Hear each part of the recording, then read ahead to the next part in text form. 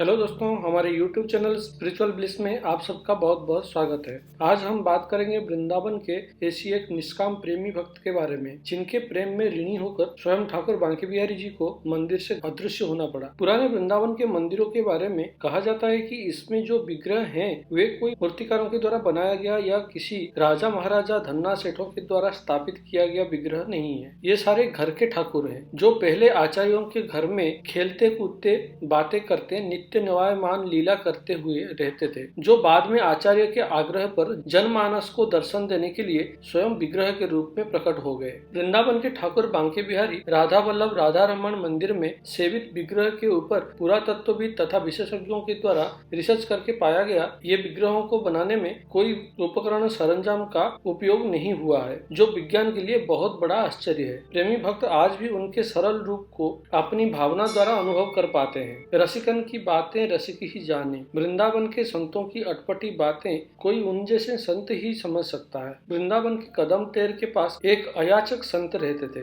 फकीर स्वरूप, ना किसी से बात करना, हर समय अपने भजन और चिंतन में मस्त रहते थे। माह में एक बार मधुकरी करके जो टिक्कड़ ले आते थे वो खूटी पर टंगा रहता था। एक सुबह एक शाम को नमक के साथ पानी में घोल कर पी जाते थे। बाकी पूरा समय वृंदावन की परिक्रमा और भजन में व्यतीत करते थे। रोज सुबह यमुना स्नान करके ब्रजरज को पूरे शरीर पे मल के अपनी अद्भुत श्रृंगार करते थे। फिर एक निर्दिष्ट मार्ग से बिहारी जी के दर्शन को जाते थे। घंटों खड़े रहकर वे बिहारी जी के दर्शन करते थे, फिर अपने कुटिया लौट आते। ये उनका प्रत्येक दिन का नियामक था। पहले बिहारी जी के गर्भगृह में एक दीपक हमेशा जलता रहता था। आजकल जैसे लाइट की रोशनी उस समय नहीं हुआ करता था। गर्भगृह के दीपक से बिहारी जी के चमकते हुए झांकी का दर्शन हुआ करता था। बाबा जी प्रतिदिन आते और दर्शन करके विभोर होकर कुटिया चले जाते थे। अचानक ऐसा हुआ कि उनको मंदिर में सब कुछ दर्शन होता था, लेकिन बिहारी जी उनको दिखाई नहीं पड़े। जितने समय वो बिहारी जी के सामने खड़े रहे, उनको एक झलक तक नहीं दिखा। उनको लगा कोई अपराध हुआ तो नहीं,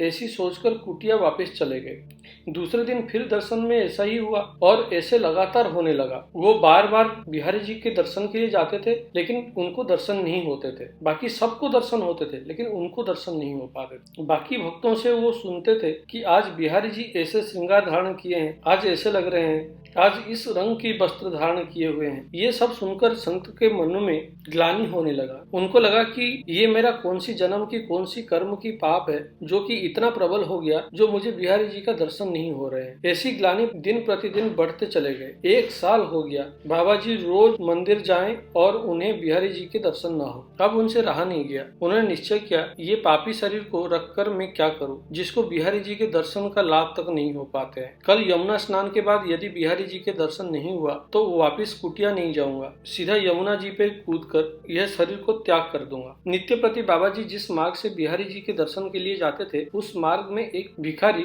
भिक्षा करता था, जो भयंकर कुष्ठ रोग से पीड़ित था। स्वयं बिहारी जी एक बालक के रूप में कुछ अन्न लेकर उस भिखारी के पास आए। अन्न खिलाकर बोले, बाबा तुम्हारे शरीर में तो कितने घाव है, शरीर पे कीड़े पड़ने को आ गए, कितने दुर्गंध भी हो रहा है, मेरा मान वैद्य से दवाई करा ले। भिखारी बोला, लाला मैं वैद्य के पास गया था। वैद्य बोला, मुझे कोई असाध्य बीमारी है, जो कि मर के ही जाएगा। यहाँ तक कि मुझे हाथ लगाने के लिए भी तैयार नहीं हुआ, नहीं तो कम से कम पट्टी ही करवा लेता। बिहारी जी बोले, मैं एक वैद्य को जानता हूँ, जो रोज इस मार्ग से बिहारी जी के दर्शन के लिए जाता है। देखने के लिए बाबा जी जैसा है, लेकिन है एक चमत्कारी वैद्य। उसने मेरा भी ऐसा इलाज कर रखा है कि मैं क्या बताऊं। उसके इलाज के बदले उसको क्या दूं, मुझे समझ नहीं आ रहा है। इसलिए 1 साल से उसके सामने नहीं आ रहा हूँ, मुंह छुपा के घूम रहा हूँ। भिखारी चकित हुआ, पूछा, क्या मेरा इलाज संभव है? क्या मैं पूरी तरह ठीक हो सकता हूँ? वो वैद्य मुझे घृणा करके ठुकरा तो नहीं देंगे? बिहारी जी बोले, वो वैद्य थोड़ा हठीला है, इतना जल्दी नहीं मानेगा। तुम यदि अपना बीमारी सही करना चाहते हो तो एक काम करना।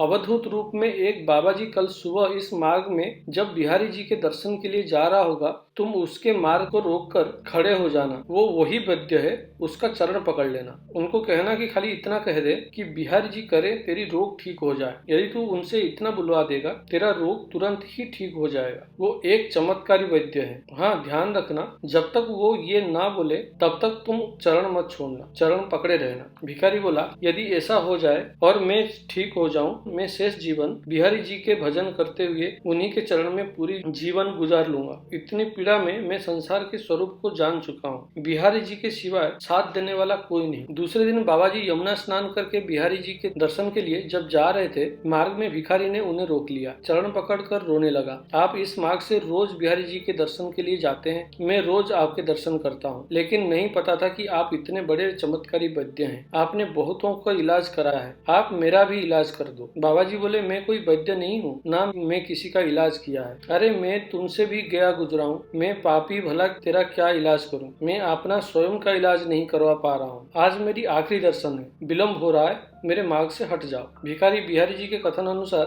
बाबा जी के चरण पकड़ रखा और कहा, इलाज ना करो तो ना करो सही, इतना तो कह दो कि बिहारी जी करें, तेरा रोग ठीक हो जाए। इतना तो कह ही सकते हैं। पैर पकड़कर विनती करने लगा। बाबा जी बोले, भाई मैं तुम्हें कैसे समझाऊं। मैं इतना बड़ा पापी हूँ कि स्वयं मुझे बिहारी जी के दर्शन नहीं होते हैं। मेरे कहने पे तुम्हारा भला क्या रोग ठीक होगा। तुम रास्ता छोड़ो, समय व्यतीत होते जा रहा है, पट बंद हो जाएगा। पर भिखारी ने जिद नहीं छोड़ी और चरण पकड़े रखा। फिर आपने पीछा छुड़ाते हुए बाबा जी ने कह दिया, चल बिहारी जी करें, तेरी रोग ठीक हो जाए, अब तो मेरी रास्ता छोड़। भिखारी रास्ते से हट गया। बाबा जी आज जब बिहारी जी पहुंचे तो आज वो बिहारी जी के साक्षात दर्शन कर रहे हैं। उनसे रहा नहीं गया, चिल्ला कर रो पड़े। फिर प्रणय क्रोध से अपने कुटिया की ओर भागते हुए चले गए। बिहारी जी नंगे पैर बाबा जी के पीछे पीछे भागते हुए उनके कुटिया तक पहुंचे और देखे बाबा जी रुष्ट बैठे हुए हैं। बिहारी जी उनके दुलार करने लगे। बाबा जी बोले, मैंने ऐसा कौन सा अपराध किया, आप मेरे से रुष्ट होकर इतने दिनों तक दर्शन नहीं दिए। आज मैं जब अपने पापी शरीर को त्याग करने की निश्चय किया तो आप सामने कुटिया तक आ गए। बिहारी जी बोले, आप मुझे बहुत प्रिय हो, आपने कभी भी मुझसे कुछ नहीं मांगा। आपकी निष्कामता का मैं इतना ऋणी हो गया कि आपको अपना शकल दिखाने लायक में नहीं रहा। आज जब वो कुष्ठ रोगी के कहने पर उसके शरीर के लाभ के लिए जब आपने कुछ मांगा, तब मुझे लगा अब मैं आपके समक्ष आ सकता हूँ। मैं आपके प्रेम का सर्वदा ऋणी रहूंगा। कुष्ठ रोगी का शरीर स्वस्थ हो गया। वो बिहारी जी के गली में सफाई की सेवा करने लगा। ये कोई कहानी नहीं है, बल्कि संतों की मुख से सुना गया बनी घटना है। आपको हमारा ये वीडियो कैसा लगा, कमेंट सेक्शन में कमेंट करके जरूर बताइए। वीडियो को लाइक और चैनल को सब्सक्राइब करना बिल्कुल ना भूलिए। हम फिर हाजिर होंगे ऐसी रोचक और उपयोगी वीडियो के साथ। तब तक के लिए जय श्री राधे।